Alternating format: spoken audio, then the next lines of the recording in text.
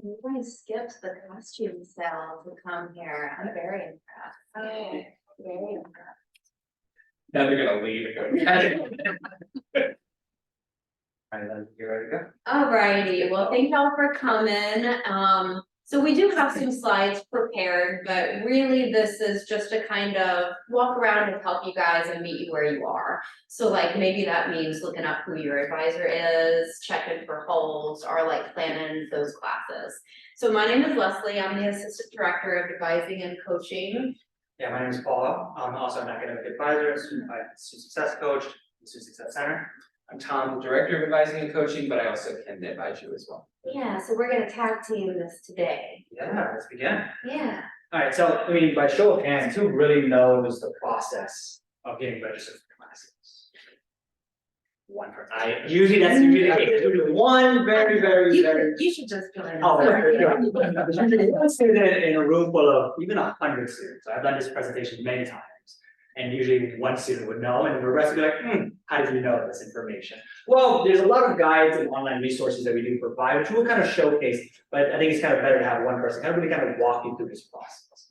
Right? And the process is actually relatively straightforward, but it can be a little convoluted depending on the student.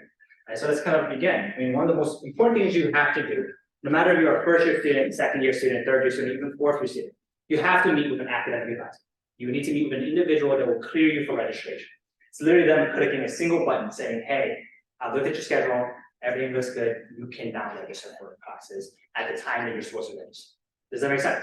So you do not meet with an individual. Let's say you built your dream schedule, you thought everything looks good, and then you go on the day of registration and you try to click a button to register, you would not have access to do that. So the most important thing you need to do is to get acquainted and meet with an academic advisor. All right, for your first year, one of the benefits of being a first year student is that you actually get to use our service in a student success center. Right? Upstairs, if you go to the advising and coaching unit, you'll get an email from one of us. Oftentimes you'll get an email from either me, Leslie, Mr. Ed, and Ms. Genevieve. Right? We'll reach out and say, hey, we're the academic advisor, we're also your success coach, come check in with us so we can talk. Right? And usually to get well acquainted so we can understand your direction, your major, who you are, and what your interests are. Because some students may want to graduate in 3 years. Some students may have interest in studying abroad. Some students are student athletes, so your schedule has to be built around your athletic schedule, right? It's building this relationship with your advisor can really help navigate this process, right? Because we want to build a schedule that fits your lifestyle, what you're trying to do while you're a student here at Loyola University. Okay? But again, we do this for your first year of college. After that, you will have to get acquainted with your department advisor. Some of you, for example, you're a business student, correct? Right now you have portfolio. Portfolio and us will serve as your essentially your first year advisor. But after that, what's your major? Management. After that, you will have to meet with your faculty advisor, so a member of your department. So if you're a management, you will have to meet with either Dr. Reed or I think Dr. Michelle Johnson. They will also serve as your academic advisor. They'll be the ones that help you navigate your time from a second year student to the point you graduate from college. Does that make sense? Is that very straightforward? Let's go over the holds. Sure. So do you guys know how to check for holds in LORA? Some people do, some people don't. Okay. What do you know? Like, let's talk about what a hold is. What kind of holds do you think you might have? Orientation. Yeah, not completing like one of those vector modules that can keep you from registration. Also a student financial services hold, a conduct hold, so things like that, right? So no matter how much planning you've done, even if you've gotten cleared by your advisor, you have a beautiful schedule. If you have an outstanding hold, then you won't be able to register on registration day. And what that requires is that you go to that specific office and talk to a human being, like you go down to student affairs, you go to student financial services. So let's talk about where to find those holds. So here's our contact information. So one of the first things that you guys should do after you meet with your advisor and you log into LORA, you can actually see if you have a hold. If you do, then I would recommend that you go ahead and be proactive and contact those offices now, because if you do it on registration day, they are going to be busy. And what's going to happen is while you are resolving those holds, all of those beautiful classes that you wanted are going to get filled up, and then you're going to be in panic, and then you're going to come to our office in crisis mode, and we're going to try to help you. But yeah, gotta take care of those holds. And I think a lot of students, especially with the financial hold, I've had some students kind of avoid resolving this. Because maybe it can be stressful, like you don't really know how you're gonna pay your balance down to a certain point. But the message that I've always received from financial aid is that they are willing to work with you guys. Yes. That they will always establish payment plans, so even if you owe something like $8,000 and you're thinking, I can't pay that right now, go and talk to somebody in person and they will work out something to make it okay for you to get registered. So communicating is really key. You have a hold, go talk to someone about it. Alright, so those are two bases that we need to cover in terms of what will restrict you from registering for your classes, right? But let's begin on the topic that everybody really wants to talk about, which is actually drafting the schedule. That's the fun part. Yeah, it is a fun one. Yeah. So you want to go over that? Sure. Sure. I Okay, wanna log into LORA, I want to just walk them through it. yeah, let's do this. I mean, so one thing that I recommend you use is use our registration resource and guides web. You type in, Loyola registration resource onto your website. What it will lead you to is a page, which will give you a guide, it will link you to a bunch of different things, as well as, again, connect you to the things that will help you navigate your LORA self-service. You'll build your schedule primarily on LORA self-service. Are you familiar with that platform? Assuming you guys have all used it, it's where you will build your schedule. But if you are confused with what we're talking about, please use our quick notes. So here, let's put it up for example. Let's say I'm trying to figure out where do I even begin to plan? Right? Where do I even begin to register my classes? Right? How's that process even look? If you click on this picture, you click on this link, once you are here, it will lead you directly to planning your degree and schedule for your courses. What website was that again, Huh? before you click? Yeah, no worries. Again, we will share this with you all. Okay. But it is called our registration resource and guides. Loyola. Literally just type that in. Yeah, just Google it, that's what we Yeah. do. Literally go onto this page.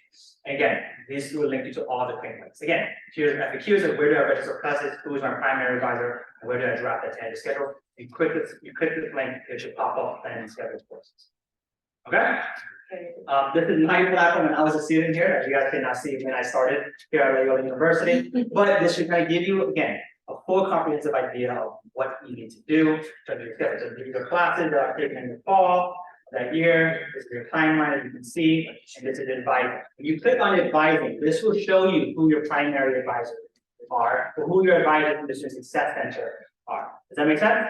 Right, it will say the first person should always be your department primary advisor. It'll be someone again from your department. If you are a jazz studies major, right, it'll be someone from the jazz department. Make sense?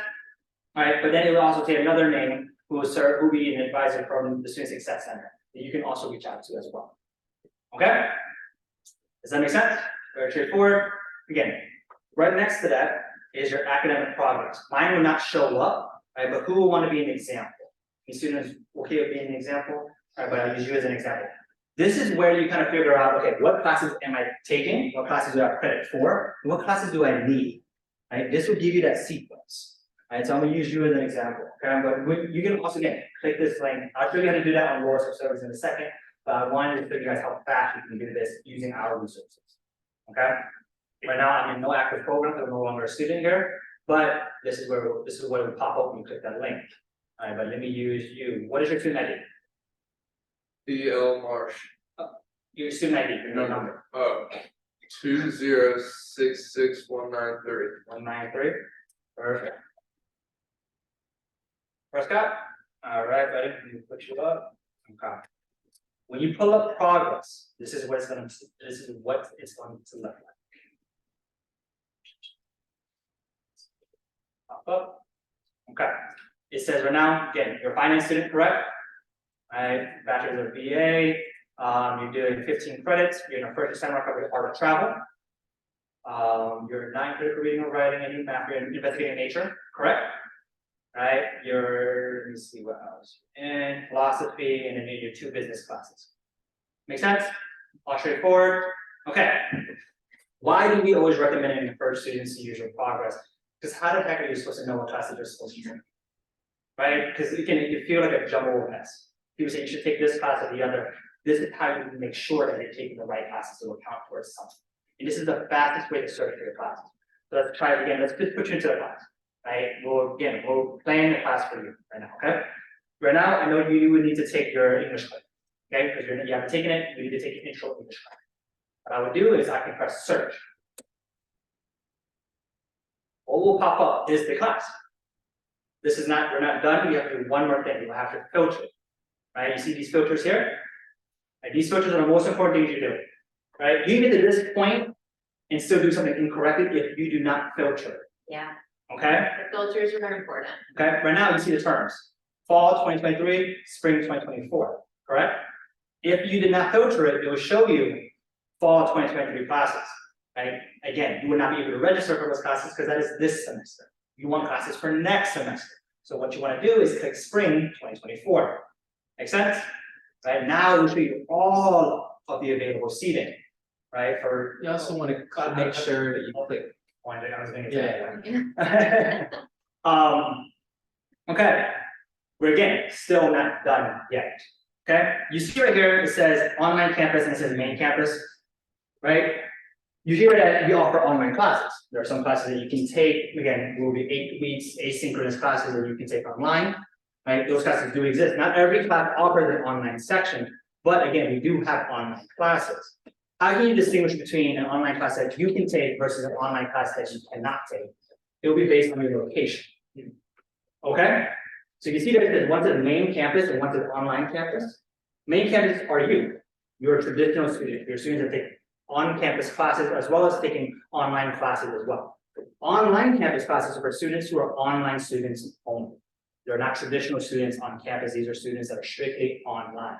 You can never register for any of those classes. Right? So if you try to register for that class, right, it would deny any access to that. Right? You can only register classes that are main campus. That's the most important thing you know. Right? Because a lot of students will switch themselves into online campus and say, hey, there's a bunch of seats for these online classes. Why can't I get in them? It's because that's not for students that are traditional students. Those are for our online campus students only. Make sense? So one thing you need to filter out is to make sure that you filter to the main campus. Does that make sense? Right? Now it will show you all the classes that you can possibly register. Right? You can take, let's use Dr. Tom Adkins' class right now. Dr. Tom teaches critical reading and writing at Tuesday and Thursday at 4:55 to 6:10. Right? This will tell you how many available seats are left, and this will tell you how many total seats there are. Right? That means there are 18 total seats, obviously, because no one has been able to register for them yet. So you can add this into your schedule. Okay? So I'm gonna add it into your schedule. Okay, Lee? First step. I'll add this to your schedule. Oh. It will say this course has been planned onto your schedule. And then what you do is press course plan. And you can see here, you're going to make sure that you do spring 2024. You can see that this class is now added. Right?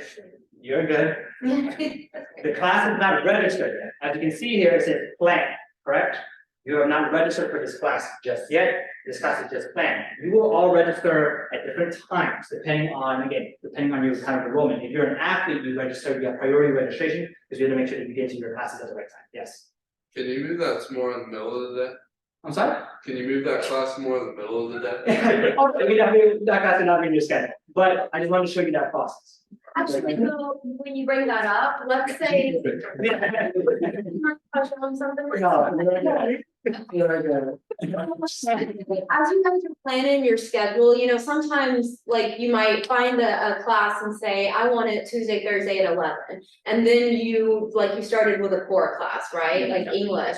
And then you go to a major class, like maybe you're a psych major, and you realize that adolescent psychology is offered at that time and you have to take it. So sometimes you gotta like play around with your schedule a little bit before you get it. So if you've added a class to your plan, but you click view other sections, and I love this function, you can actually see what your days are gonna look like by using the calendar view. So you're never, when you've added a class to your plan, you're never locked in, right? You can always go back and kind of like put it where you want. So just keep that in mind. Does that make sense? Again, the goal is before you meet your primary advisor or the person who will clear you for registration is you have a draft schedule, right? We do not all expect every single student to have a perfectly built schedule. That's not really the intention of the goal, right? What we want from you all is for you guys to play around with the system so you guys can be familiar with it. Because at some point you have to do this on your own. right? If you come to us expecting us to build your schedule, you will be sent with a list, and you'll be told to go build your own schedule. Right? Because again, you have to do this on your own, right? You have to build that dream schedule for yourself. When you have even a temporary schedule, right? It may not be perfect. Our job as advisors is to make sure to check all the boxes before we clear you for that. Right, so before you get that clearance, we will make sure that you have a schedule that is appropriate for you next semester. So you're not going to be falling behind, not going to be missing any points, you'll be able to get yourself progress all throughout your next 4 years. Does that make sense? Right, so that's why you want you to meet with an advisor. Because again, how do you know what classes you're supposed to take? How do you know what classes are available when? How do you know if this class is a prerequisite? Again, you're not supposed to know all that information. That's why you need to meet with an advisor. Right, so we keep on encouraging students to come see us whenever you get the chance, right? So that you get the process. Okay. Perfect. Okay. Now let's talk about the time when you guys have to register. Right? Everyone registers at different times. Again, athletes will have priority registration. You will register on. Okay. We get 3 days. Yeah, I think I have a slide. Yeah. Athletes will register on November 8th at 8:30 a.m. Right, but you also be registering with honor students and students that have specific accommodation. For all of you. You also be registering with them.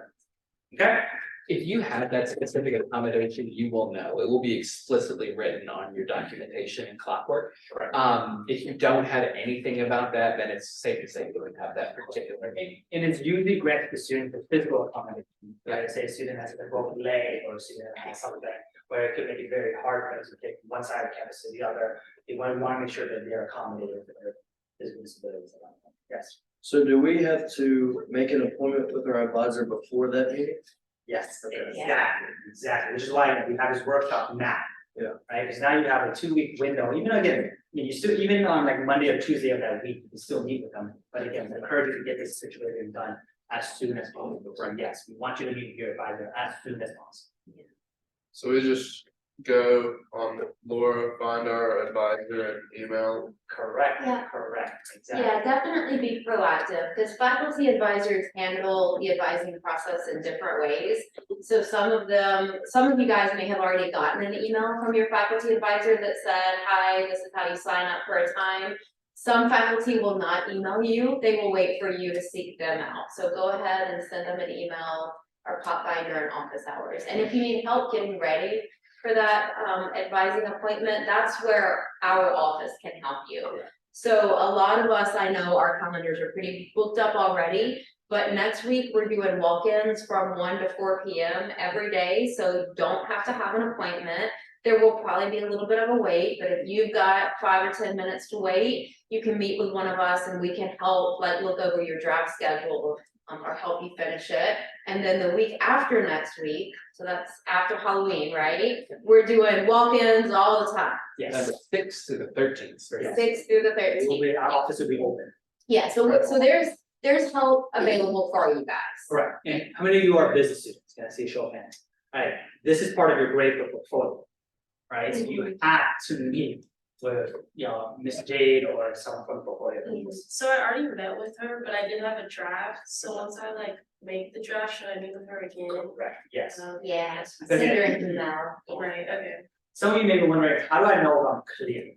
Right, that may be a question, because again, it doesn't really show you if you are clear just yet. How do you know that? It's actually kind of simple. You go back to your plan and schedule right here, right? Get to this point again, I'll show you how we can do it through our resource guide. Click on this, it'll pop up. Click on, it will say advising. You click on advising. It will show you, you see here, course was last planned and reviewed on this date. And then you say last advised on this date. Right? This was the last day that I was advised. Was this time or date, this makes sense for this semester, March 8th, 2023. That would not make sense for this semester, correct? No, exactly. Right, so this is how you would know, right? It would be an updated date from the time you met with your advisor that you have been cleared. Right, so on the day that you were cleared, it would tell you October or November, whenever, that you've been cleared, last advised by your primary advisor. That is how you know that you've been cleared for advising. Does that make sense? And sometimes your advisors might meet with you and approve your schedule and forget to click that little button that says you're cleared. It is always okay to send them an email and say, hi, I think you forgot to clear me, Yes. here's my schedule. Yes, email your advisors, especially during this period. It could be extremely stressful. Athletes, you guys have very peculiar schedules because you're training for practice, so you want to make sure that you're in the classes. The registration time is 8:30 a.m. And so you have to get up, you have to register. You can go right back to bed. Yes. Yes, 7:00. Because I will tell you right now, our systems will Yes. It will be overloaded. Every student is going to register at the same time during this period. Right, so you want to make sure, right, that you're on top of it, because if you're not, there will be a chance that your class has been filled up. Right, and then you have to completely rebuild your schedule. Right, which again, can be very stressful. Right, so know that again, if that does happen, our office will be open that day. Right, especially for first year students, so please come on by and be like, hey, all my classes filled up, can you help? We will help you make sure, again, you have to work with you, you have to work with us to make sure that your schedule works out. But things, again, this is the first time doing it, much like the first time doing anything, it's extremely stressful. But once you get a hang of it, once you go through the system, it's a very seamless process. And always have some backups in mind. Yes. Usually you guys should not have a problem getting into your major specific classes, but some of those core classes will fill up really quickly, so maybe you are really into this one class for creative arts and cultures. Have sort of like a working list of what's choice 2, 3, and 4, just in case. That'll help alleviate a little bit of that panic on registration day. And keep an eye on your emails. Loyola, we always add classes throughout the winter break. Yeah. Right, so new classes will be added. So let's say you want to get in a specific class that again is now waitlisted. We see that they may add another section for you, right? So do keep in mind, do keep yourself, again, you can also be on the wait list, right? But it's not guaranteed depending on your seat number. There are times where we have students that are on like a 20-person list, right? That means the whole class would have to have left the class so that you can be added. We always say the golden number is about number 3 to number 4 or 5. Yeah, I don't know, if it's over 5, I wouldn't do it. Now, yes. I try to avoid the waiting list entirely if I could. Yeah. Right, just because you never know if that list is actually gonna go down, and then you're just sort of waiting as the weeks go by to see if you'll get them. Yeah. It also really complicates like financial matters, your tuition and billing. So sometimes we'll find students that maybe they got half of their schedule, but not the other half, and so they're registered for 9 hours and waitlisted for 6. This kind of scenario happens all the time. And it's fine to be waitlisted for like one class, but you want to make sure that you are fully enrolled in 12 hours. Because let's say that you're holding out hope that you're gonna get moved up on that wait list. And then January gets here and Loyola starts sending out your bill, right? Well, if you are only registered for 9 hours, you're actually gonna end up paying more, or it can jeopardize some of your financial aid because you don't have that full-time status. So it's fine to like, you know, play with one waitlisted class, but make sure you've got 12 registered hours. Because if you don't, then we'll harass you. Like You guys in are- January. Yes. I have a question with the orientation home. Go ahead. Yeah. After they say that they've removed it, Mhm. how long will it take to actually be removed from your account? It should happen pretty quick, within the same day usually. Yeah. Okay, Usually, okay. yes. Do you guys know how many credits you should take? What's the recommended number of credits? So 15. Do you know why 15? Does any student know why 15 credits? Because you're on track in 4 years.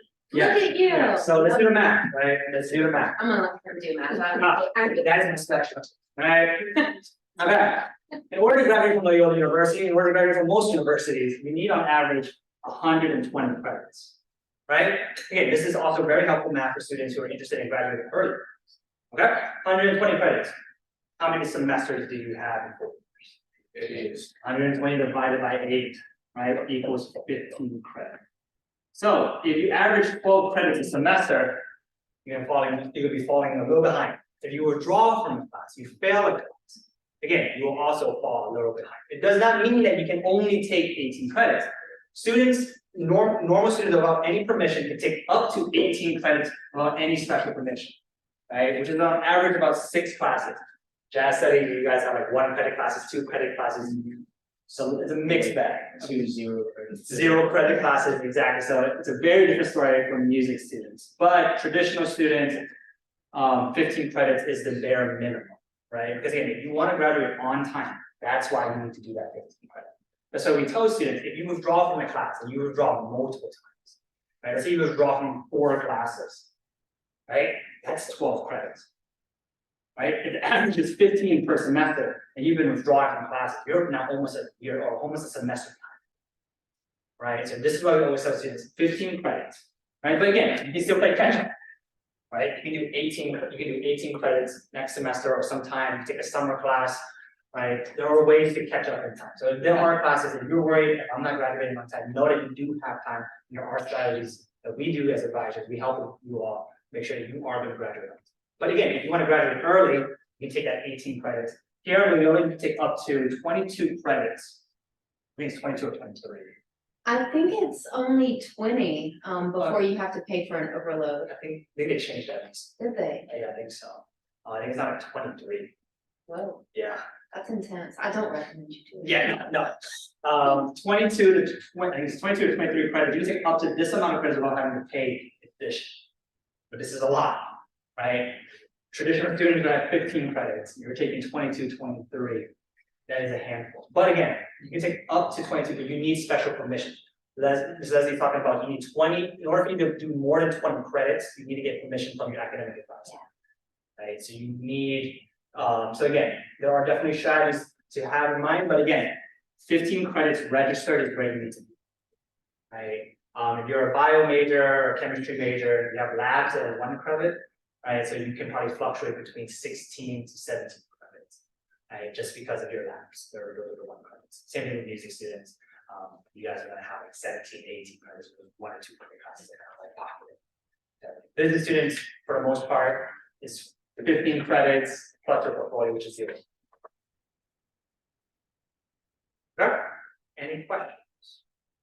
Love questions. Ask a question.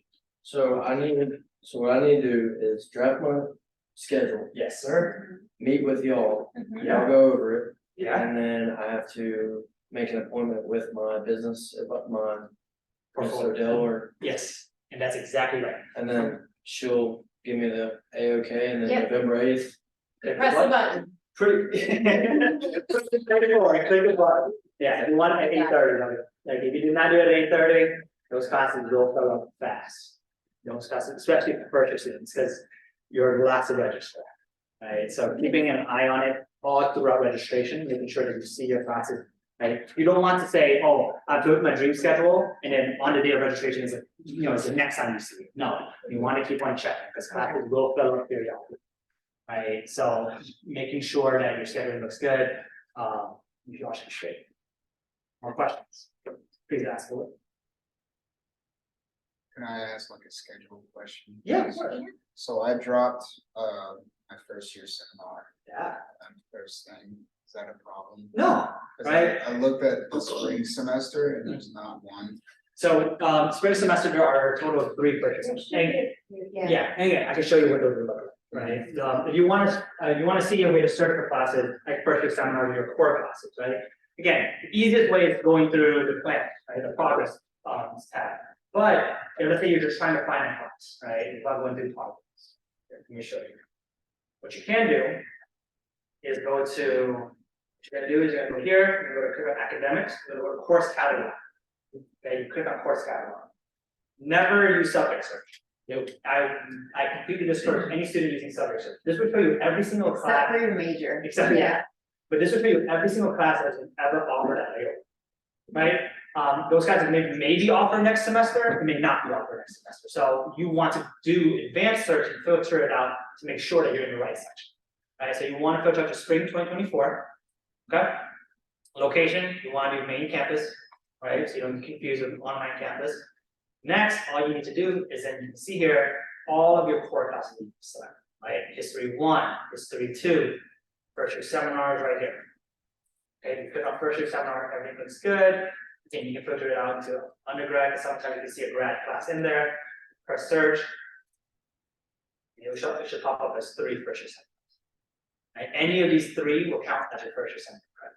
So where's the English one, or entrepreneurship one, or the finance I'm sorry, can you do that one more time? Yeah, of course, we went through the whole process, and there's a million times, so I will have to. We're also recording this too, so we'll send it out so everybody can get a copy of it as Yeah. well. Okay, Yeah, I'll do it one more time, okay?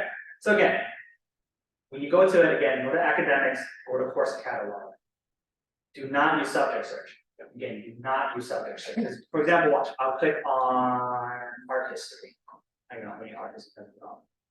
These classes, you can see here, which we don't even have one. no, we don't have this, we don't have many of these classes, This doesn't. right? You see when there isn't any new sections available, right? If they don't have this, these classes are not being offered at all. Right, so what you wanna do, go back to course catalog, go to advanced search.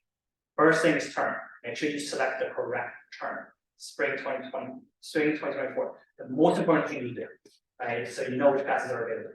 Course and sections will show you all of the classes, so you wanna see an accounting class, you see a finance class, you wanna see chemistry class, this is good for your major classes, not your core classes, your major classes. Okay, so for example, how many of you are, you're a finance major, so you wanna find finance classes, click on finance, right? Next, you go to location, you do main campus, so you want to get main campus and online campus, academic level, you want to do undergrad and course type. This will give you all of your core classes, right? So you are not confused on what classes we have for you. Right, so for example, if you want to figure out what's a history 1 versus a history 2, or philosophy 1 or philosophy 2, or social science or science foundations, whatever, this should kind of give you that list. In your circumstance, you were asking for a first year seminar, for account for that, this will show you the first year seminar. Click on that and you press search. This would then show you all of the available first year seminars for next spring that are main campus classes that you guys can enroll for. Right, all you need to do at that point is press add section to schedule. Okay, do not click add course to plan. This will not add a specific section. Okay, so I want you to add a specific section, right? Because again, if you add course plan, you add the course, but you didn't add the class that you want, right? Let's say this one had multiple sections. And you want to specify which section that you're adding. So this one is only offering one section, so Tuesday, Thursday at 3:30 to 4:45. It'll tell you the professor, it'll tell you the location of the class. Right now, it's to be determined, but this should kind of give you a general idea of how. Yes. What is first year seminar? The first year seminar is a class that we offer for all first year students. Normally, the spring semester first year seminars are for students who have withdrawn from their first year seminar and students that are spring admits, or freshmen coming in during the spring instead of the fall. So again, it's a class that is acclimating you to college. Yours is the art of travel. So I'm done. No, you are all good with your first year seminar. And some students withdraw from their first year seminar, some students fail their first year seminar. Again, we offer a bucket of loan for those students. So you're in good company, you don't have to worry about that. Any other questions? Yeah, good. Well, thank you guys all for coming. Thank you. I don't have anything to add. Nope, I'm good. And go forth and teach like your